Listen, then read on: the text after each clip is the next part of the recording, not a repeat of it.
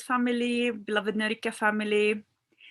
Coming into the space again after a couple of weeks of resting and nesting and contemplating and integrating and being here again with you. It's always my deepest humbling experience. And yes, it's the first episode of Oneness for 2021, and we are starting with the fun. And with me today, a very special, dear sister, Denise Devlin. You've seen her with me in the retreat, and she shared her beautiful experience. And she's here today to share more about learning and make life less serious and less strenuous and less of a burden, and make fun, make learning, even our spiritual learning, fun.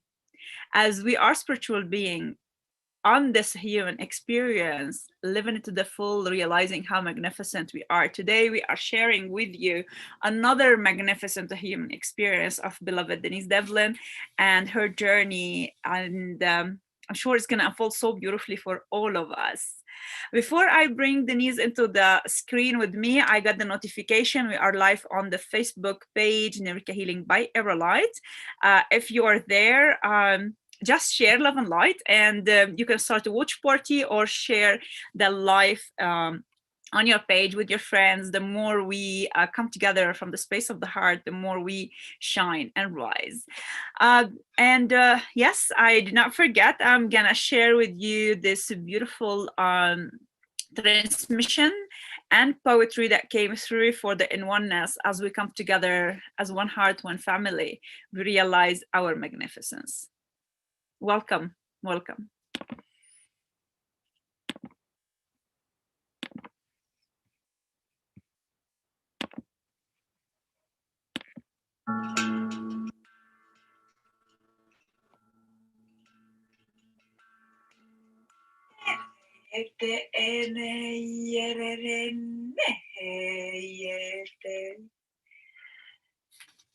And you dawn upon me, upon you.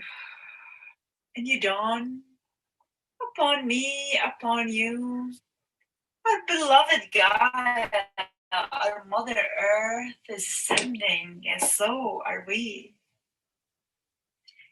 Brother Sun, Sister Moon, hold my hand, and together we leap. Our multidimensionality we realize, and we rejoice.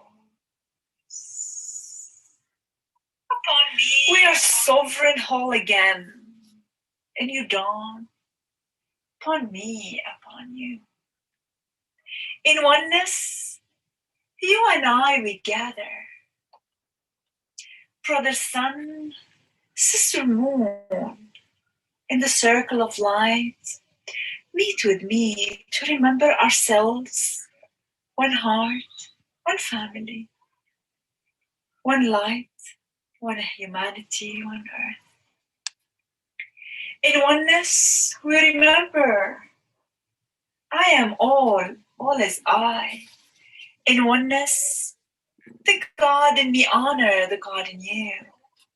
In oneness, we expand beyond the multiverse. Our star cells we meet, and we remember the origin, the light, the source.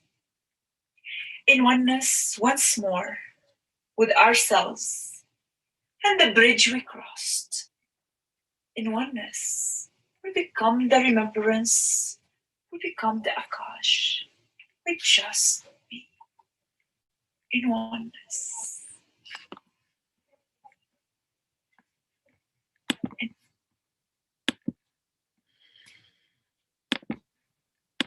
Welcome into our space, Denise Devlin. Welcome, welcome, beloved.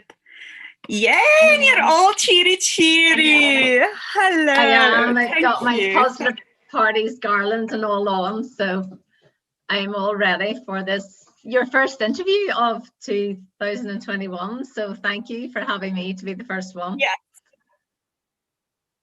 excited to be here. See, the way we roll into 2021, the way we roll into it, the way we experience it to be. And we're going to roll with all the fun that you're going to bring in through the learning and through your sharing, through your beautiful journey from the positive parties and their impact on our growth as a human being, and from your own experience to shifting into the channeling of Saint Peter and writing your book, The Untold Story, and again into the call for the positive party as we realize that spirituality has to come with a humor. Yes. We've talked about that last time, and then thing between the two is so incredible. I am really honored to have you with me, Denise, today. And yes, starting off 2020 with great co-creation with incredible beings coming in this space, as Narika Healing is always with a venture of co-creation. And this is the energy I have perceived since 2020, and we're carrying on with strongly with a lot of co-creation in this space, and it's all in divine service, and it's all offered with the blessings and grace. Thank you for being here, and thank you for coming, joining us from Ireland, all the way from Ireland into our sacred space. Thank you so much. It's great to be here. So where do you want me to start? We want to start with welcoming our beautiful friends who are joining on the Facebook, and we tell them that Denise is here for the whole episode. So if you have got any questions, just drop them in the comment, and I will share them with her. She can see them for herself. She's sharing on herself from her side as well. So feel free to engage and ask a question and feel into this the energy of the episode today and what Denise has to offer. Would love to know a little bit about you. Okay, well, I'm from Strabane, Tyrone, County Tyrone, Northern Ireland, and I have my husband Neil is a nurse, charge nurse, and I have two daughters, Emer and Orla, who are 17 and 15. So it's fun in our house at the minute, a house full of hormones. And we live out in the country, and yeah, we have animals. We have a collie dog, we have three cats, and some chickens. And during lockdown was fun because two of our cats were pregnant, and we had 10 kittens. So the first lockdown in March, so that was fun. So it's an interesting household. But I am the founder of Positive Parties, Training with the Difference, and that is kind of quite a story about how I came into delivering this. I basically had my, I've always been a bit of a party girl and liked having fun, and enjoyed the crack, as they say here in Ireland. And I worked in communication studies. That's what I did at college. I graduated in communication studies. And then I went to work in the community sector and voluntary sector. And it was after I had Emer that I came out of that and decided I wanted to become a life coach. So I studied for that. And then I had Orla, and then I got pregnant again when I was 40. And 10 weeks later, I had a miscarriage, and I was devastated. And it was really in the day that I've told this story before, if anybody's on that knows me, it was on the 4th of June, 2007. It was the week that our little baby would have been born. And I said to my husband that morning as he went off to work, our baby would have been born this week. And I was really sad. And Orla was only 18 months and she was in bed beside me.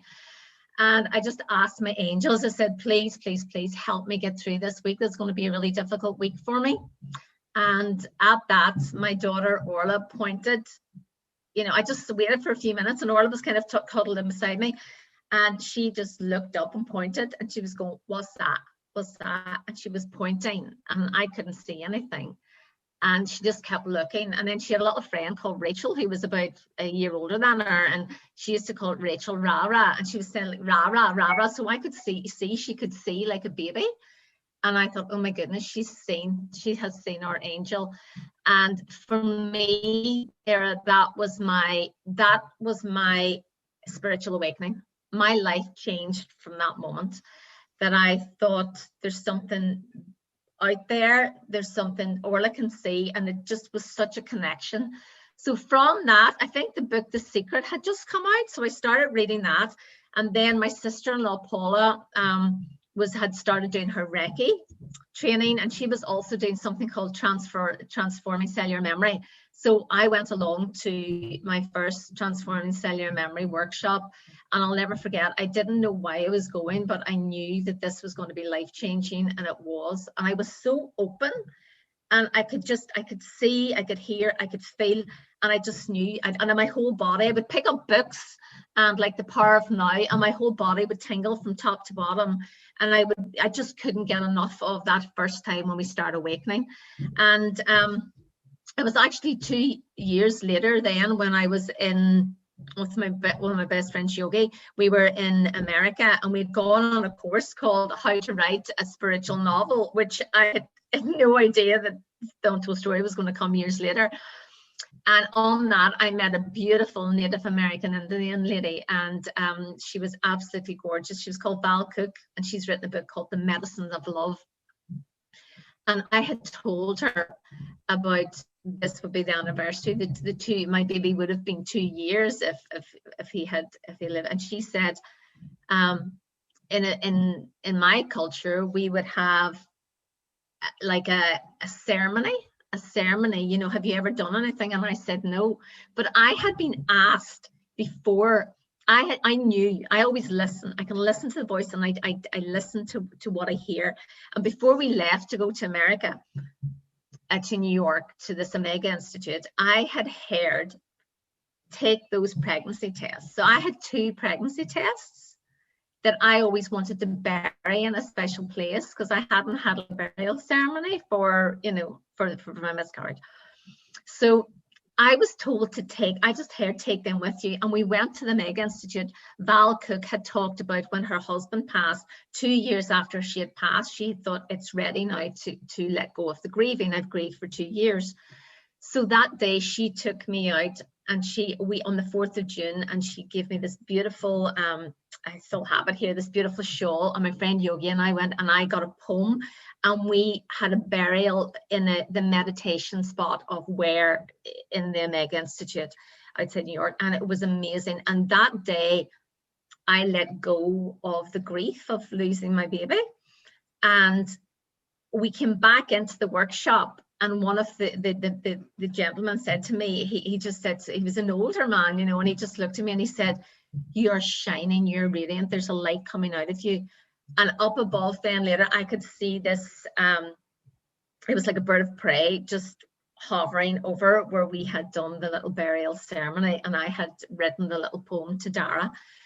And from that moment, it was nearly as if my spiritual awakening had led me to that point. I'd already started doing some of my Reiki work, you know, doing Reiki attunements.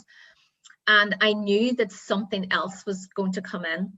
And it was that summer then in August that I'd started doing workshops called I Believe in Me, because we teach what we want to learn ourselves.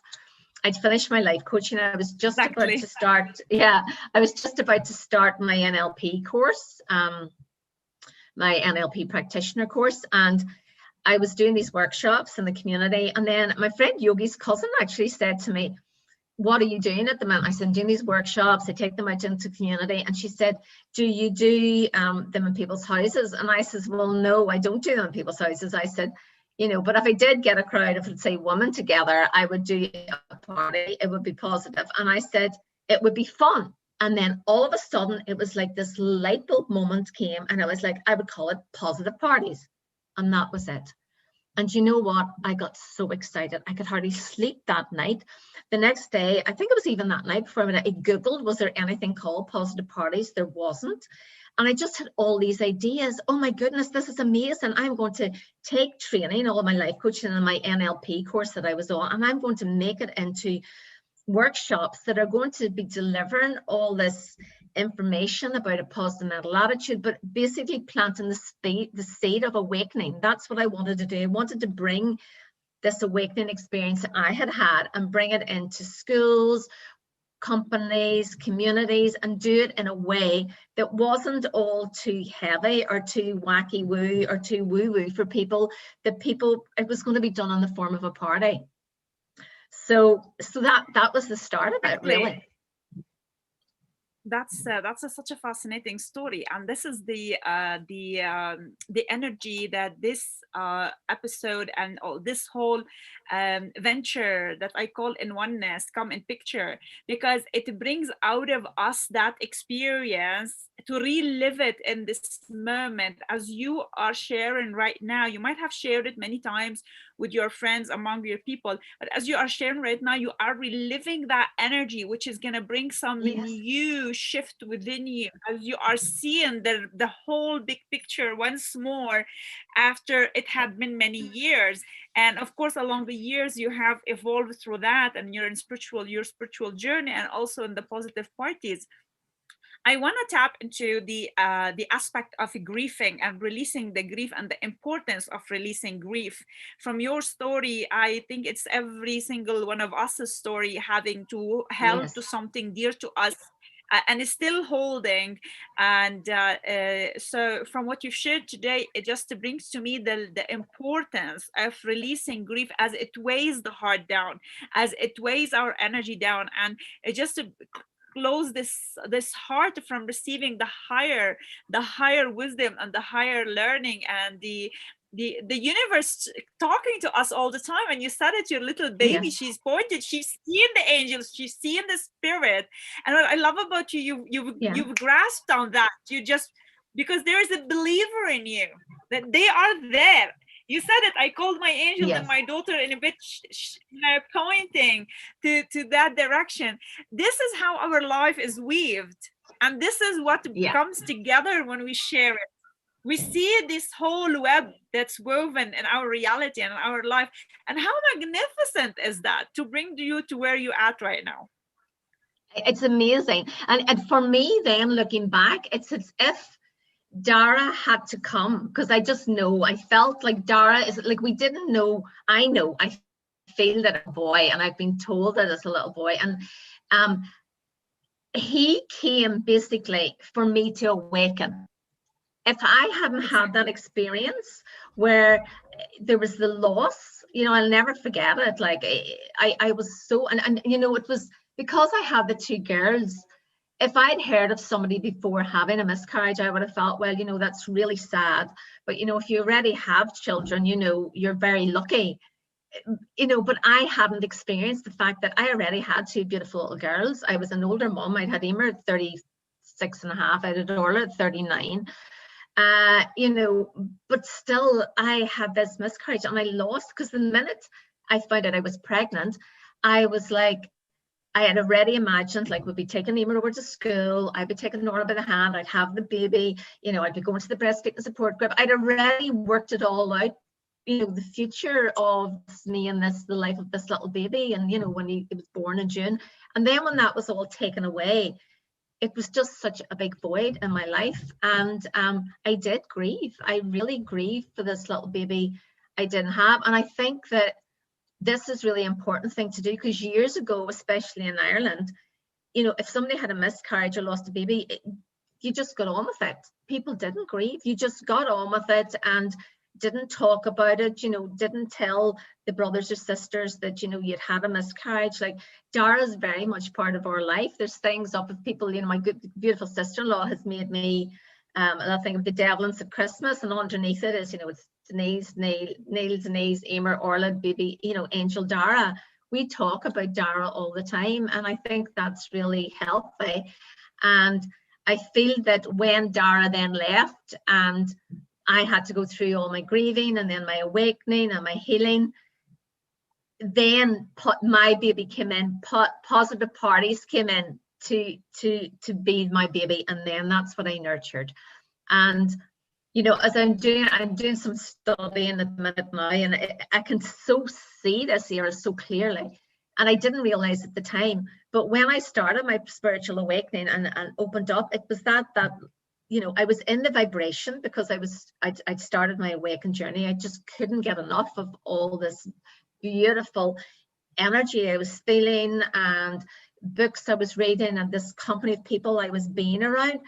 But I also, so my vibration was there. And then it's kind of that, it's that law of perpetual transmutation, you know, I have it here. Thoughts are energy. Therefore, any idea or image that is held in the mind and properly nourished must move into the physical counterpart, because the emotions are expressed through the body and the body moves into action, which produces the results. So the minute that Spirit gave me that God was coming like to me and through me with the idea of positive parties, the minute I was like, oh my goodness, this is amazing. Then it was the law of gender, the law of gestation. It was like 9 months later when I delivered my first positive party. So I was doing all this, but I didn't even realize it at the time. It is a download. It is in divine alignment to who you are. That's why it came through within your awakening, with your awakening. And you know what I love about you're like, like our story is kind of similar. Whatever download you came through, you acted on impulse, you believed in it, and you're just like collected all the dots, and you created this whole blueprint, and you believe that it is a divinely download to me, even though it's a positive party, it's fun, it's to bring people to that space of learning and awakening. Because we really, as a human, have forgotten the importance of the joy that these moments bring to us. We always cling to the pain, cling to the suffering, and then we really forget the good ones. Yeah. As a part of remembering the good, joyful moment, as they are also part of who you are. And as you tap into these vibrations, they become you, and they kind of ripple and expand. Yeah, totally. And it's contagious. Laughter is contagious, I tell you. It is, and that's what I wanted to bring into workplaces, because throughout the years I've been on many training events, which are great, but especially all day events for staff, I would find, you would get to after lunch and you just felt like going to sleep, because you came back in, there was a PowerPoint presentation, you had to take notes, and then you would get these notes after the presentation, and you would kind of go home and they would sit in your desk in your drawer and you wouldn't look at them again. And I thought, I want to do training that people are going to look back at that, they will laugh, they will remember the tools because they have laughed and had such a good time. And that's what we do in positive parties. It's set up like a party. When say that the headmaster, the headmistress, or the head of HR or the director, anybody that wants positive parties to come along to do a team building day, or it's a day of health and well-being, or this is kind of pre-COVID, obviously. What would happen is I would come, before they come in, I would say to them, please do not tell them that it's a positive party, because I don't want people looking up and seeing the website, and then those who are a bit more reserved getting a bit freaked out because it's very interactive. So I said, just say it's a day of team building or whatever, or health and well-being. So before they arrive, I would arrive 2 hours early. I'd have the room decorated with every seat has got one of these on it. There's the parties here, banners and signs, the music's blaring. There's balloons all over the place. The place is set up like a party, and on the door before they come in, it's just like the party's here. So the staff members come in and it's like, they're like, oh my goodness, what's this? And then I have to reassure those who are the shyer people that nobody will have to do anything they don't want to. This is all going to be group. It's going to be fun. They're going to have a great time, but I will ask for volunteers. Nobody will be dragged up to do anything. And the minute people see that when the volunteers come up and they get a prize every time they come up, people can't wait to get up and be a volunteer. So there's prizes, there's party bags, there's pass the parcel, there's musical statues, there's the hokey cokey. But every tool and technique that we teach the whole way through the positive party is we use neuro-linguistic programming, cognitive behavioral therapy, positive psychology, and then we talk about meditation, we talk about exercise, getting out in nature, gratitude. I mean, it's just all the stuff that keeps us on that high vibration. And it really is.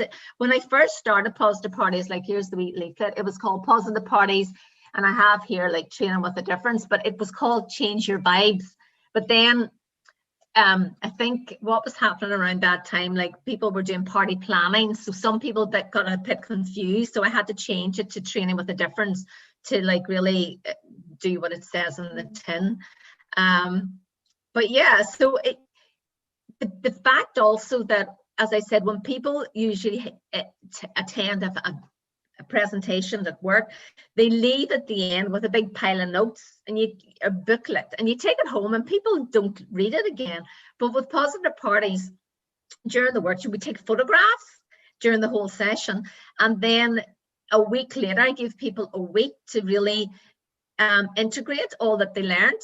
And then after a week I send like the photographs and then all the information about what they have learned, and then all the staff can't wait to see the funny photographs, and you know, the headmaster dressed in a banana suit, or you know, somebody just wearing a silly hat, and all the things they do. So people go into their email, they look at the photographs, they read the notes, because they have that emotional attachment to the fun and the good time that they had.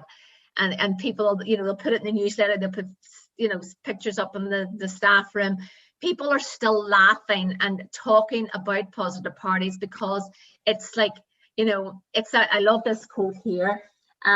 It's not what you teach, it's how you make them feel. And that's what I think is really important about positive parties. Engage them, they learn. Engage them, they learn.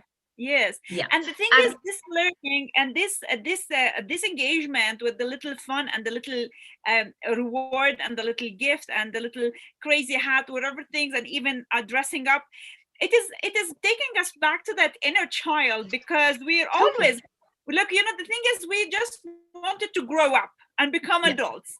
And then now we reach a space that, oh my God, we've missed a lot on the fun of the little girl or little boy running around playing, or that teenage girl, or you know, so we missed on that aspect of ourselves. And even, you know, growing up, we always wanted to be like the grown-ups, very serious, very composed. So I know, you know, you just said this positive parties and the training and the learning that comes to it, it has a spiritual inclination. Totally, it's all about that. And then we do this game called, you know, well, musical statues, but we call it the musical attitude of gratitude. So we'll have the music on, and everybody has to stand up, and I will play the music, and then when the music stops, people have to stand still, of course, like musical statues, and then people have to shout out things that they're grateful for. So we'll do that, and people are dancing away, and they just love it. And then people just will shout out, you know, my health, my family, my kids, my, you know, it's Friday, it's, you know, people just shout out. And there's always funny people. There's always people in the team that love having, you know, the fun and the crack, and you know, it's just so upbeat. And then as well, for people who have maybe never done any meditation or mindfulness, or that this is really new for, I can really, you know, we can do I tell them like the benefits of meditation. We'll talk a bit about it. We'll try, like we'll do a few minutes. We'll get people, the best thing is to get people to tell their peers. So I'll say to somebody, does anybody meditate? And somebody might put their hand up, and I says, do you want to explain to everybody? Or has anybody read this book?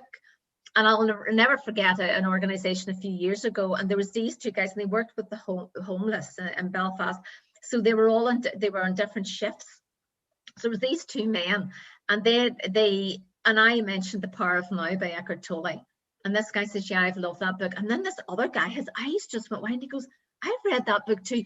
And you could see for the first time that these two men didn't know that the other one was interested in this kind of book or information, and they didn't know. And you could just see that this now was going to be a beautiful relationship of having, you know, over tea break or over coffee break, that they would feed each other with all this beautiful information. And that came about because at positive parties, we talk about, you know, inspirational reading and books, and then, you know, I get people to share. So I facilitate a lot of what is going on within the team, and they all find out things about each other that otherwise they'd have never known. Because if you have a presenter that is standing up just talking about themselves and showing a PowerPoint presentation, you know, you're not engaging with the team. You know, and even if there is engagement and they have to just go and write stuff down in groups, it's not the same as getting up and dancing and 4 people coming up dressed up as ABBA and teaching them how to do a positive anchor, and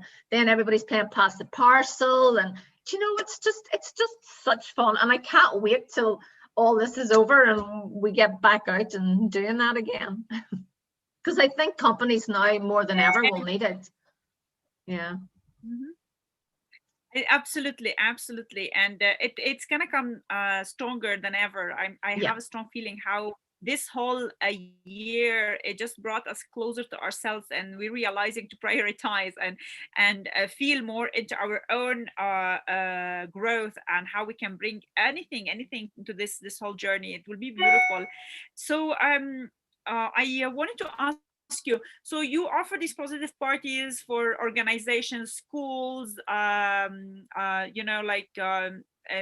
any group of people who approach you? Yeah, charities, communities. Yeah, we did. I don't do them like for a party. We tried that a couple of times and it didn't work, because I think I said before, Irish people, especially Irish people, like to have like a party means, you know, people have like maybe some alcohol or some drink, and it doesn't work. I remember we did a 50th birthday party once years ago for this lovely lady, but because everybody was in party mode and socializing, it wasn't the same. It's training, you know, it's training with the difference, but it has to be in that environment where, you know, the room's set up, people come into me, I don't walk in, like I'm not an entertainer. It's not, I'm teaching people brilliant tools and techniques. Yeah, so it doesn't work. It doesn't work in the parties, in a I'm sure social party setting. Attract the right people. I remember you told me last time you were planning to expand it beyond Ireland to Europe and have positive parties everywhere in different parts of the world. And will there be some kind of a training that people have to take with you so they can run their own positive parties part of the world?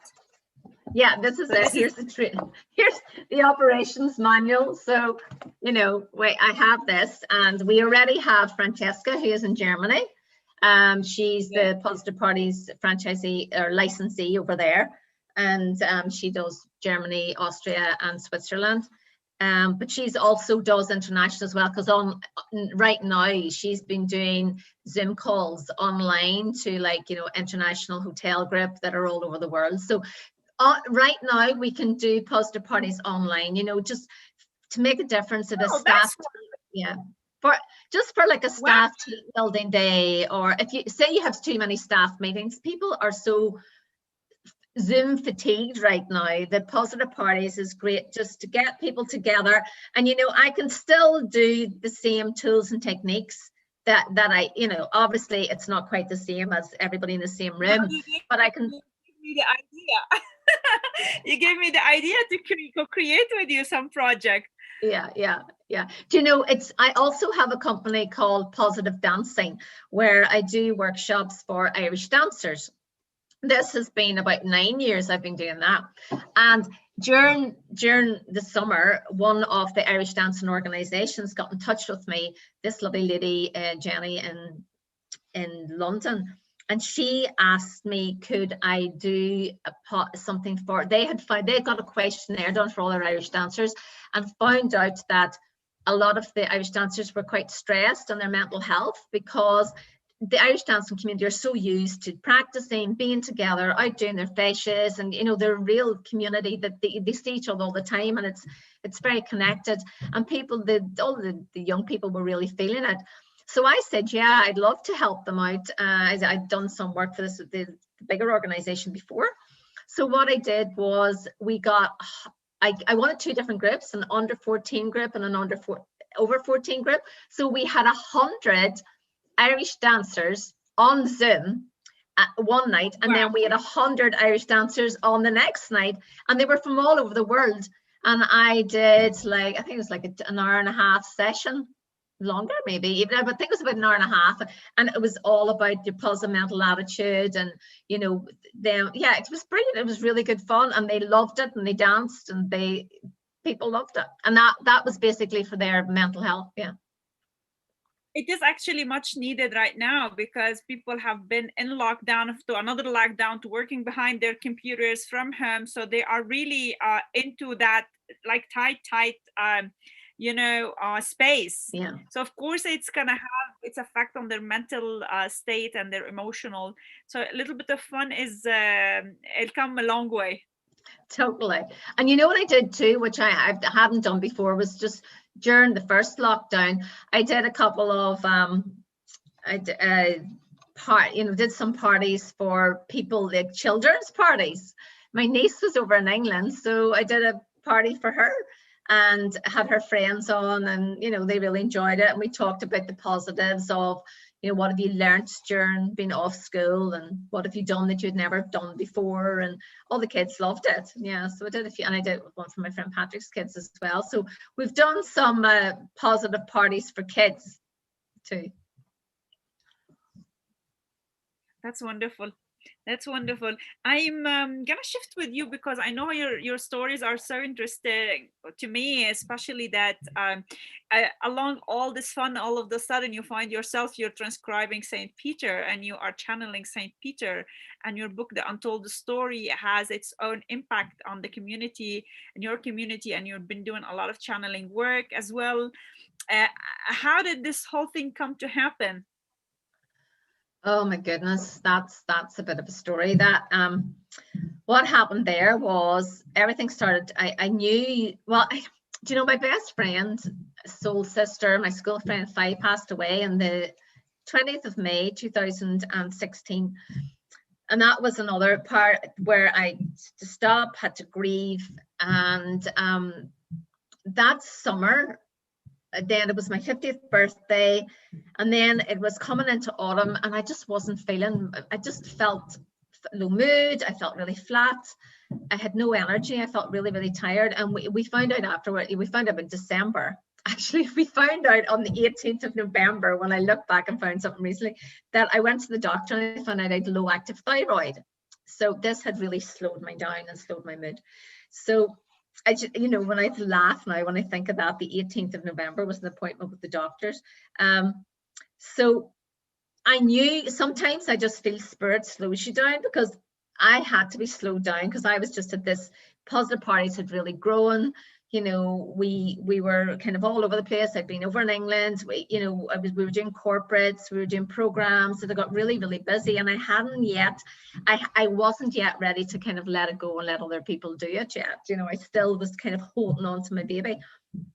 So then I was slowed down because I took this. And in that time, I kind of had to stop a bit, and I kind of really had to reflect. And there was one day I was just sitting and I was writing.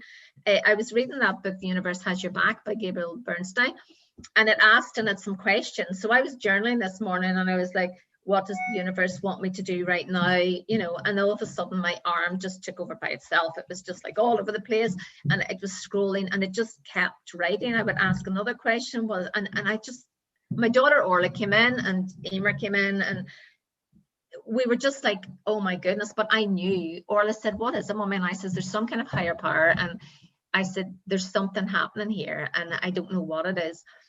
So that morning, my friend Mary and I had been in my room because she had stayed overnight, and I told her about the positive parties. I felt there was more I needed to do. I needed to touch people at a soul level. We'd had that conversation. And that morning, it was the next day, I showed Mary a lovely picture she got me. And I said, we have it up in our room, because she had stayed overnight. And then she left. And that night, Neil and I were watching TV, and this man, and it was called Peter. And all of a sudden, my arm started going like this. And I says, Neil, oh my goodness, there's something going on here. And he says, what is it? And I just knew. I says, Neil, I think it's something. My arm took off by itself the other day, yesterday. And I said, I think that it's something to do with St. Peter. And he went, St. Peter? And I went, yeah. And he goes, right, that's big. He went off to bed. I Googled this feast day of St. Peter and St. Paul, and it was the 29th of June, which meant nothing to me because I'm big into dates. Then I saw underneath, the feast day of St. Peter and St. Paul can also be celebrated on the 18th of November. And I thought, oh my goodness, because that day I had told Mary about a picture that Orla had made for me on the 18th of November 2009. She was only 4, and I had showed her that when we had been discussing this after the rainbow. You always find after the rain there's always a rainbow. This beautiful picture she got me. I had talked about the 18th of November, talked about that picture, and talked about how it was the 18th of November we had arrived in this house. It was the date we had moved to this house. So dates are a big thing for me. I knew that this was St. Peter, and that I had to do something. So the next day, I'd gone to my friend Sinead's house. My friend Patrick was there, and we sat down, and the arm kept going again. And I was just told, this time the words were kind of coming out, and it was like, you have to stop. You are going to scribe a book. So that night we were coming home, the girls and I, and we saw a hair running on in front, and then we followed the hair. And then we went down a different road. We followed the hair. The hair was going really slow. And then on my peripheral vision here, I saw something, and I stopped, and it was an owl. And it was like, oh my goodness. The message was, slow down and listen to the wisdom. Because the hair, he would usually go really fast. So nature had the message. I'm following your story, and I am realizing how magnificent is this a human being. And our divine self that's always guiding, that's always showing the way and giving nudges. And it's just, we've got to stop, take a deep breath, anchor, ground. The wisdom will come through. Yeah. Amazing. When you said you got the thyroid problem, it's another nudge to slow down. Yeah, totally. It's so take it that direction. They were all there, all the signs. So I went home that evening, and I cleared out my office. My office was upstairs at the stage, and I cleared it out, took it down, all the flip chart paper, all my business books, anything, and just put it out and made the room into a meditation room. And then I got a book, and I started the next day. On the 1st of March, I was to start, which was the first day of Lent in 2017. And I got up early that morning. I had to get up at 6. I was told I had to get up at 6. And I sat, and I got a wee picture of St. Peter here. I sat with the wee picture, and I did a wee bit of a meditation, and the arm took off by itself. And then I started to write. What do I do with the book there? And I just started to write. And I think this is what I was told, at the start. Do you want me to read what I was told at the introduction that first day? Yeah, it's not long. This is what I was told the first day. I am Peter, Simon Peter, as Jesus called me. I am telling my story as it was never told before. This is the truth, the whole truth, which has been hidden from the people, but now in a time of higher consciousness, and the world is ready and not only wants to, but needs to know. I have chosen to come through an ordinary woman, not an ordained priest or holy person, but someone who has lived, sinned, and fallen on and off their path. Now, I have to stop here. I knew this wasn't me making this up, because I hate that word sinned, and I would never write it. So the churches will not be too pleased to hear this. Men of the cloth will cry out, why not me? And I replied, because God's word is for everyone, not just the holy ones seen to be in the church and taking an active role. Many people on the planet are not choosing to live in consciousness with attending any formal religious institutions. There is such freedom gained from self-discovery of God and coming of and accepting your true being, because you have had the trials and tribulations which bring you to discovering the deepness that lies within you, which is actually source spirit God. My role in this story is to tell you Jesus, Yeshua, spoke of love and how his teachings, although scribed well, have become indoctrinated by the churches with many man-made rules and regulations. Only now are people waking up to this. Even this Pope, St. Francis, who is Christ-like and has many qualities of St. Francis of Assisi, is making changes and causing ripples in the Roman Catholic Church. By coming through an ordinary woman, mother, wife, to scribe this book, this breaks down barriers to the normal channeling and the churches, especially the Catholic Church, are used to. I will use simple language, keep my story clear and to the point. This will be for all ages, all religions, all. Even those who may not believe may come to know that this is true. I am true to my word. I am Peter, Simon Peter of Galilee. I was a fisherman and an apostle of Jesus Christ. This is wonderful. I know I've got goosebumps. I'm getting goosebumps. My heart is just not like, my heart is rejoicing. It just, as you said, as we are coming into the age of awakening of consciousness, so people are ready, and that's more of the stories that have been hidden from humanity are coming through bits and pieces from everybody, and they are weaving this new reality that we are upon, this new shift that has been happening.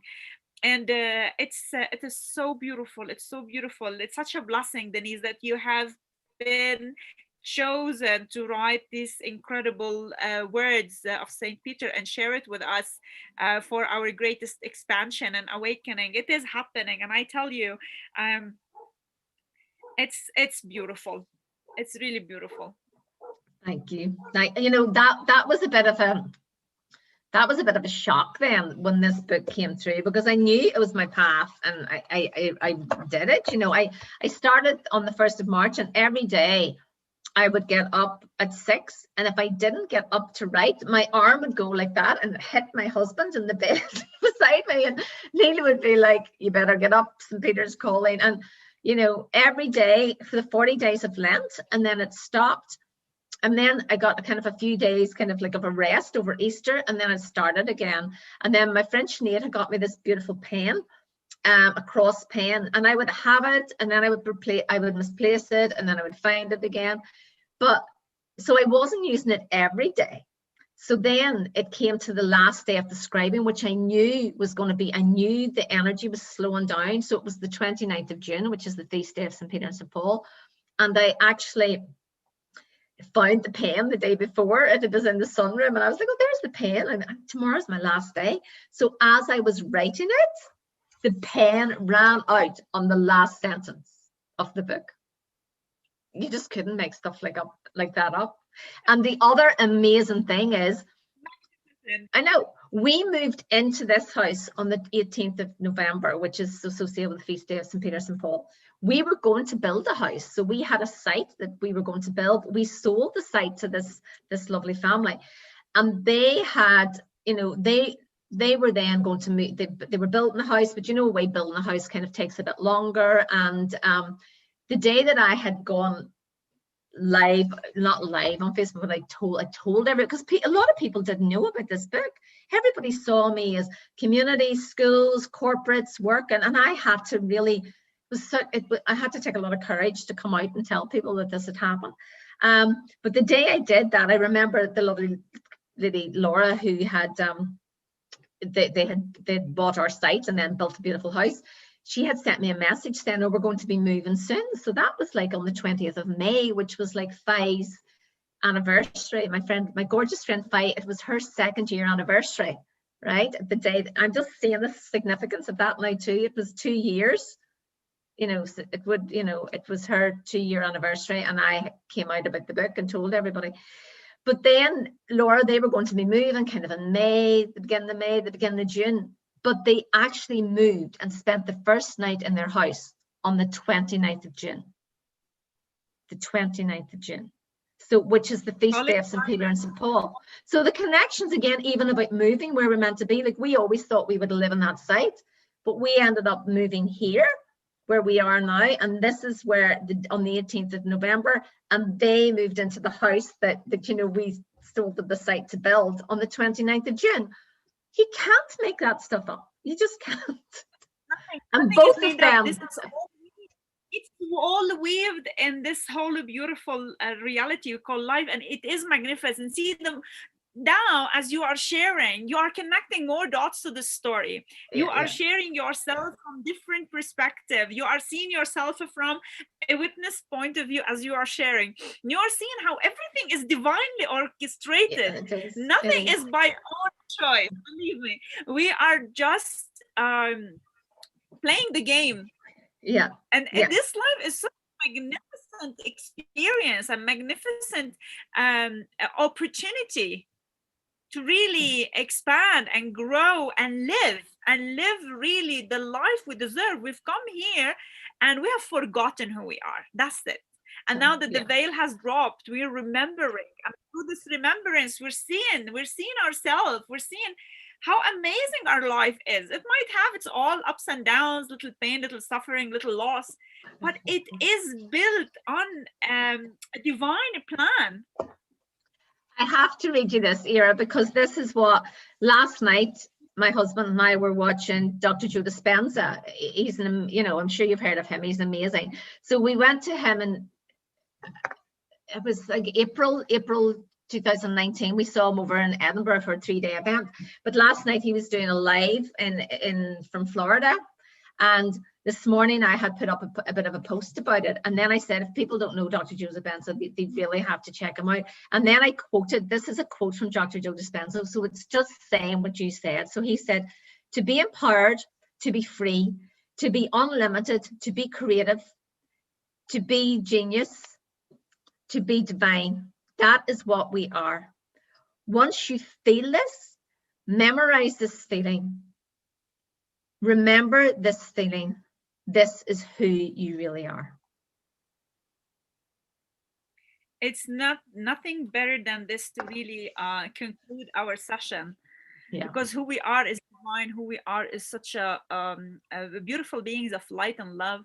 And the more we come from this space of light and love, the more we come from this space of the heart, the more we reside in the heart, so acting from there and living from there, life will take its own turn and shape. And I know we will be attracting the right people into our realm, into our space, sacred space, where they gonna shift their life around. Because if I can do it and you can do it, and every single person have the potentiality, the capability to shift their life around, it just has to start from realizing who we are, and then taking choices aligned to that. Totally.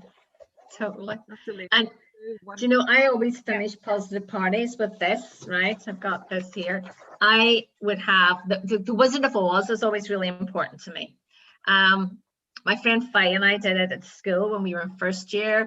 I was who was I? I was the scarecrow. She was the lion.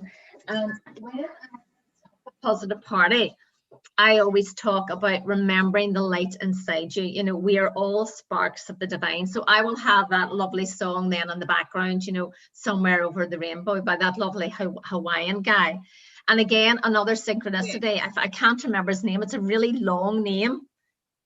If you look up Somewhere Over the Rainbow, you'll see it. He's this guy. He's passed over now. But this year, Google had put him up on...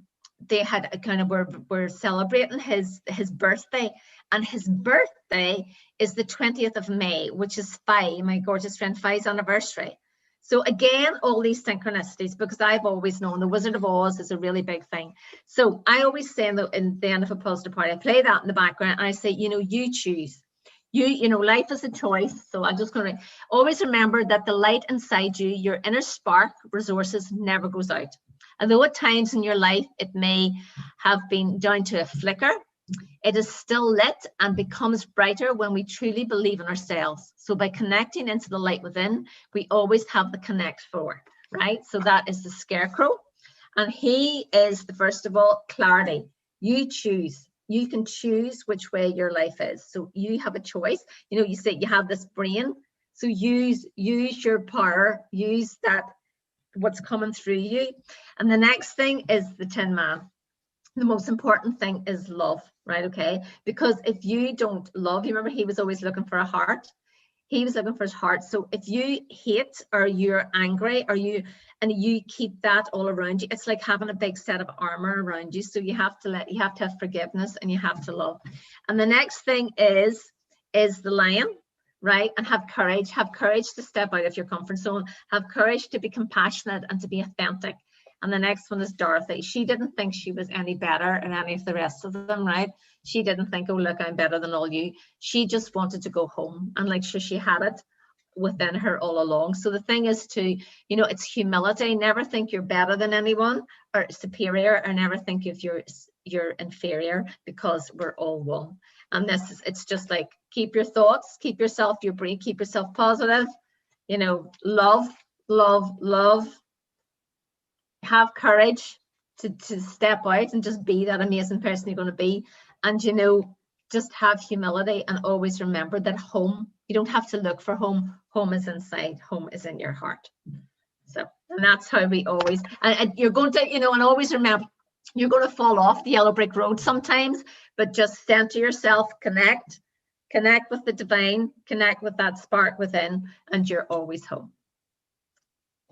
You're always home, and you're always welcome to our home, to our sacred space. Narika Healing is dedicated to every soul ready to share their authentic, beautiful self with integrity and compassion. We are here to shine and rise, and we are here to bring light to the path, to bring love to every heart, to come back to the light and love within. We thank you so much, Denise, and such a pleasure, and it's a humbling experience to hear of your magnificent life, your magnificent human experience, and all what you are sharing with us and sharing with the humanity. I thank you all who have joined the Facebook, and thank you for the comments and the heart that came through. You can connect with Denise for on her Facebook page, on her website also, and I will highly recommend the Untold Story book. Thank you so much. Thank you. And if anybody out there would like to become a Positive Parties licensee, just get in touch. We're always looking for people just all over the world who want to come on board and join the team and make learning fun. Thank you. Make learning fun. Training with the teachers. Bye-bye.